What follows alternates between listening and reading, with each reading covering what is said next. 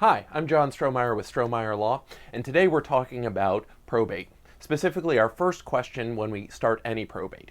Is there a last will? Why do we care about this?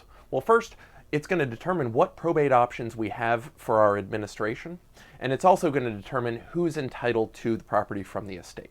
So, do we have a last will? Well, we need to know what that last will be to know if we actually have one.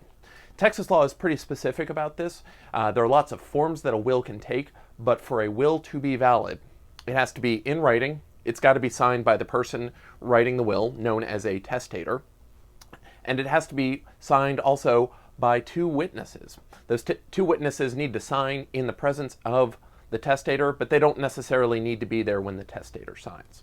So, document in writing, signed by the testator, and two witnesses. Now that's if you have what is known as a formal will, where it's typed up and what you'd think. Something you'd go to a lawyer's office for, typed on multiple pages, stapled together, and signed at the end. There's another option that doesn't require as much. This is known as a holographic will. Holographic wills are wills that are entirely in the handwriting of the testator. The benefit of a holographic will is that it's not going to require two witnesses. That the fact that the will is wholly in the testator's handwriting makes it valid without any other signatures. So there are times where we'd actually want to use a holographic will. Right now, during this COVID-19 pandemic, we're in a situation where it may not be appropriate to get two witnesses to come to a signing. Instead, we can have a person, our testator clients, write the will entirely in their own handwriting, and it's going to be just as valid, and we didn't have to bring any other witnesses to watch them sign the documents. Once we know if we've got a valid will, one of the other things that we're going to need to know for our administration options are, is the will self-proved? Now this will apply to both formal wills and holographic wills, and self-proved will is a document that, in addition to the signatures by the testator and the two witnesses, it also has a notary signing off to certify that the people who signed the document were who they were and they were present for the will. Why do we do this?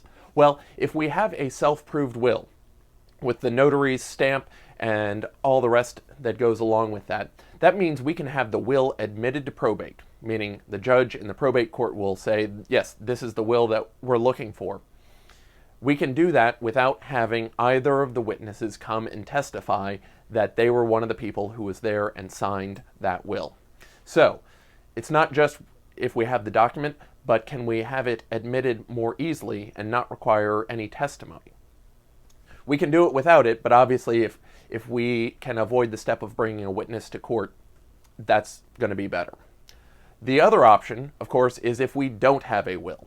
If we don't have a will, then we're going to be looking at the intestacy laws of Texas to determine who's entitled to property. In that case, we're going to have a longer process, and we'll talk more about that proceeding to declare an heirship in a separate video.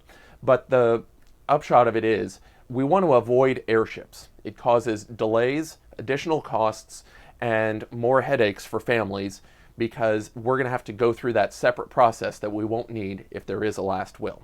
So, question one in any state administration, is there a last will? We care about this because that last will is going to determine who our beneficiaries are. There are two forms that wills can take.